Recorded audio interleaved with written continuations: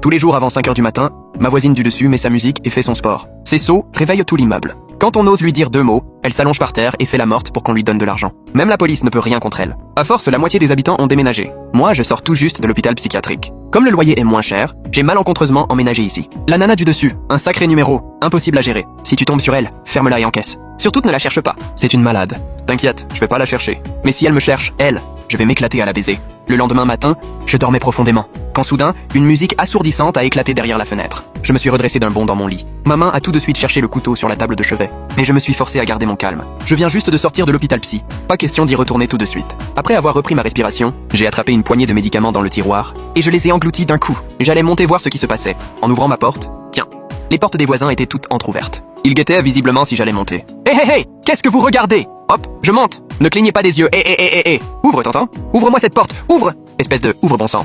Répète un peu pour voir. Plus t'en fais, plus t'es suspecte. Je vais appeler les flics. Rien qu'à l'entendre parler, ça m'a instantanément rappelé l'hosto. Et ces infirmières insupportables. Là, je n'ai pas pu me retenir. Je l'ai engueulé, doigt pointé sur son nez.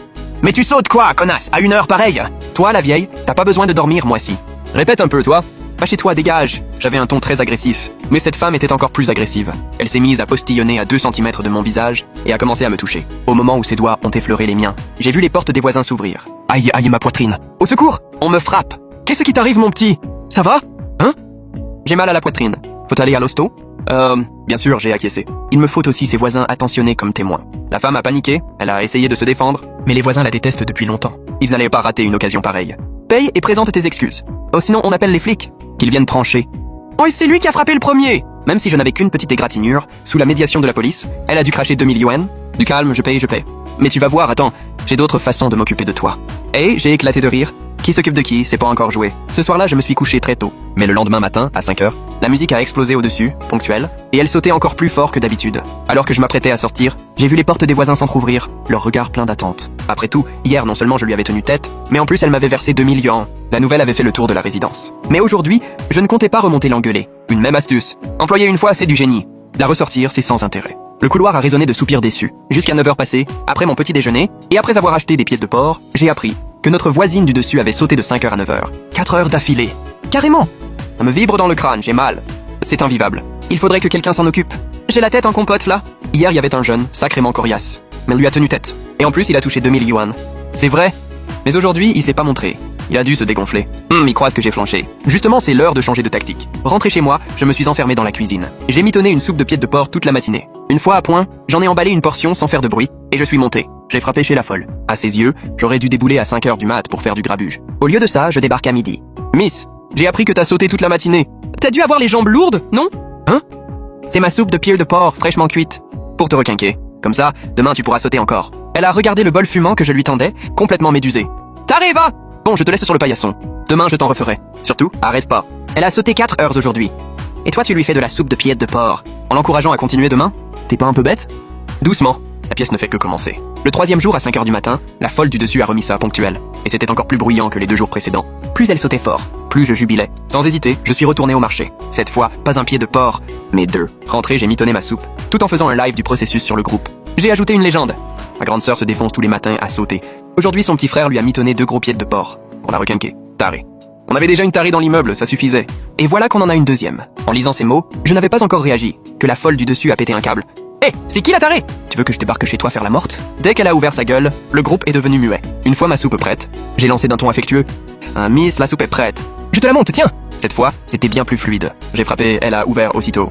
Mon petit frère, t'es vraiment venu m'apporter de la soupe? Évidemment, si tu te donnes tant chaque matin, il faut bien que tu reprennes des forces. À ces mots, elle était ravie. Peut-être parce que j'avais diffusé la préparation de la soupe en direct, elle a presque vidé le bol d'un trait. C'était bon ça! J'ai rien mangé de la matinée. Hé mon petit frère, tu m'en refais demain? Oh, bien sûr. Tant que t'en veux. Je t'en fais tous les jours. Elle s'apprêtait à fermer sa porte, quand soudain je me suis plié en 2, le visage crispé, criant à la douleur. Qu'est-ce que t'as? Un mal de ventre subit. Miss, je peux utiliser tes toilettes? Elle n'était pas très chaude pour me laisser entrer. Mais sans lui laisser le temps de réagir, je l'ai poussée et me suis rué aux toilettes. Une fois à l'intérieur, je l'entendais s'inquiéter derrière la porte. Tout en répondant vaguement, j'ai sorti un cutter de ma poche et tailladé le tuyau d'arrivée d'eau des toilettes. Je l'ai entièrement sectionné. Mon petit frère, t'as mangé un truc pas frais? T'as une sale tête? Peut-être. Je vais passer à l'hosto. Repose-toi, Miss. À peine sortie, j'ai créé un nouveau groupe avec tous les habitants de l'immeuble. La seule que je n'ai pas ajoutée, c'est elle. Trouve bien, va. J'ai posté une seule phrase. Ce matin, n'ouvrez à personne. Quoi que vous entendiez, ne sortez pas. Ah, si vous devez sortir, n'oubliez pas le masque. pour éviter d'être éclaboussé. À peine ce message posté, beaucoup m'ont demandé ce qui se passait. Trop flemme d'expliquer, je suis retourné me pieuter. Ces moments de répit sont rares. À moitié endormi, mon téléphone a soudain vibré sans discontinuer. Que des notifications du groupe. Venez voir! La folle, elle a dû manger un truc pas net. Elle a la diarrhée dans l'ascenseur. J'ai trop mal. Si on met la vidéo sur le groupe, tout le web va se marrer. Faut la poster que tout le monde profite. Je vais exploser de rire. Ah, ces toilettes ne tirent plus chez elle. Elle va vouloir emprunter les chiottes. Fermez vos portes. Oui, le groupe était en ébullition. Certains se sont même mis à envoyer des hongbao, comme si c'était le nouvel an. Mais très vite, quelqu'un a pensé à moi. Tout le monde me remerciait pour cette bonne action. Enfin, on s'était débarrassé de cette femme. Le lendemain, jusqu'à 8 heures, aucune musique ne venait d'en haut. Tout l'immeuble savourait. C'était un beau matin. Moi, je continuais de cuisiner ma soupe. Après tout, j'avais promis d'en faire à ma miss, pas un jour sans. À midi tapante, j'ai de nouveau diffusé en direct sur le groupe ma soupe achevée. Petit enfoiré, tu vas voir, attends. Je ne te raterai pas. À partir d'aujourd'hui, je vais te baiser. Miss, qu'est-ce que tu racontes? Je te prépare de la soupe gentiment. Et toi, tu veux me baiser? Je vais exploser, j'en peux plus. Étrange, aucun remous? Le plus curieux, c'est qu'elle n'est pas vraiment venue m'emmerder. Les jours qui ont suivi, le silence au-dessus était assourdissant. Aucun bruit. Alors que je croyais l'affaire close, les vrais problèmes ne faisaient que commencer. Un jour, en rentrant du boulot, je suis resté figé devant ma porte. Une dizaine de sacs poubelles s'entassaient devant chez moi. Putain, c'est fait exprès! C'est vraiment trop. Mon petit, laisse tomber. La dame d'en haut est trop tarée. Tu ne peux pas la combattre. Mon proprio, je ne sais pas comment il l'a appris, m'a appelé pour me dire « Je te rembourse si tu veux ». J'ai refusé toutes ces marques de bienveillance. Merci pour votre sollicitude. Si elle veut jouer, j'irai jusqu'au bout. Ce soir-là, je n'ai rien dit. J'ai nettoyé le pas de ma porte en silence. Une fois propre, j'ai pris une photo et l'ai postée sur le groupe. Le ton était particulièrement doux. Je ne donne pas suite. On est voisins, quoi. Pas besoin d'en faire un drame. Le message posté, le groupe s'est animé. Ouais, on se croise tous les jours. Fais un pas de côté, ça suffira. Oui. La paix, ça rapporte plus. Faut pas envenimer. À les entendre débattre, j'attendais. Jusqu'au bout, la folle n'a pas pipé. Mais je suis descendu jeter un coup d'œil. Chez elle, c'était éteint. Je savais qu'elle avait baissé sa garde, qu'elle me croyait résignée. Alors que tout le monde pensait la nuit tranquille, je ne dormais pas. Retire-moi ça.